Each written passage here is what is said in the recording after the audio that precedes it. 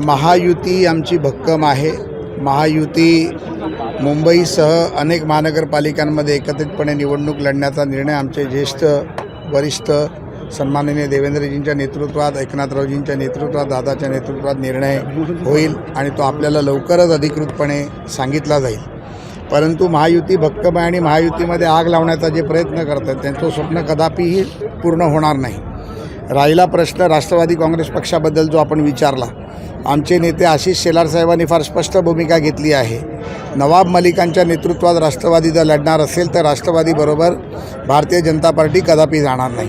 ज्या नवाब मलिकांवरती दाऊद बरोबर, हसीना पारकर बरोबरचे आरोप आहेत, ज्या आरोपांना आम्हीच स्वतः ज्याच्यावरती आरोप केले होते त्यांच्याबरोबर त्यांच्या नेतृत्वात जाण्याचा प्रश्नच उद्भवत नाही। अजितदादांनी त्यांचं मुंबईचं नेतृत्व बदललं तर निश्चितपणे आम्ही त्यांच्याबरोबर जाऊ। नवाब मलिकांजवळ घेतलं तर राष्ट्रवादी युतीतनं बाहेर असेल मुंबईसाठी। आम्ही बरोबर जाणार नाही, भाजप जाणार नाही। बाकी राष्ट्रवादींनी काय करावं हा त्यांचा वैयक्तिक प्रश्न आहे। परंतु नवाब मलिकांच्या नेतृत्वात जर राष्ट्रवादी लढली तर राष्ट्रवादी बरोबर न जाण्याचा निर्णय भारतीय जनता पार्टी करेल असं आशिष शेलारांनी म्हटलं। विरोधकांना काय जातं बोलायला, आता पायाखालची जमीन घसरली आहे, पराभव दिसू लागला आहे।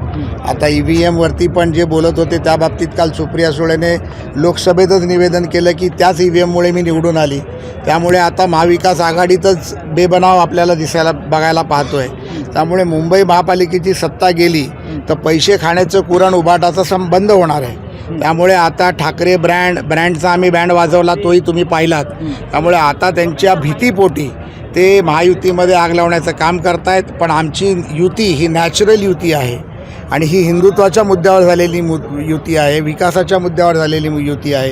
ही नरेंद्र मोदींच्या विकास कामाला घेऊन त्यांच्या 2047च्या विकसित भारताला घेऊन झालेली युती आहे। त्यामुळे आमची युती भक्कम आहे आणि भक्कम राहील। मला वाटतं की या बाबतीत माननीय मुख्यमंत्र्यांनी सभागृहात देखील सांगितलं, कुणबी प्रमाणपत्राच्या बाबतीतला आमचा निर्णय फार स्पष्ट आहे।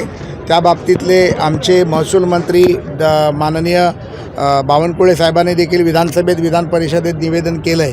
त्यामुळे कोणावरही अन्याय होणार नाही याची आम्हाला खात्री। मला वाटतं की हे विषय काय तुमच्या बूमवर बोलण्याचे नाही आहेत, हे विषय हे बैठकीतून चर्चा करण्याचे निर्णय आहेत। त्यामुळे मला काय वाटत नाही की हे तुमच्यापर्यंत चर्चा करावी। कोणी चूक केली म्हणून त्यांच्या मुलांना प्रायश्चित्त भोगावं लागेल अशा पद्धतीमध्ये द्वेषभावनेने वागण्याचा विषयच येत नाही।